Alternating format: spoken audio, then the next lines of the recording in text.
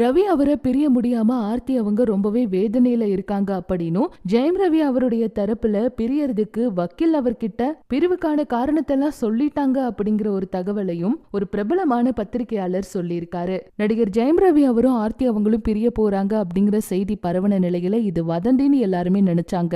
ஆனா ஒரு பிரபலமான பத்திரிகையாளர் என்ன சொல்லியிருக்காருன்னா, இது உண்மைதான், அவங்களுடைய அப்பாவே இத பத்தி சொன்னாரு, அவங்க முடிவெடுத்திருக்கிறது உண்மையான விஷயம்தான், அவங்க 2 பேரும் இப்ப பிரிஞ்சு வாழதான் முடிவெடுத்திருக்காங்க, அதாவது ஆர்த்தி அவங்க மட்டும் இன்னுமே அந்த முடிவுல உறுதியாகல, என்னுடைய கணவர் எனக்கு வேணும், அவரை விட்டு என்னால இருக்க முடியாதுன்னு சொல்லியிருக்காங்க.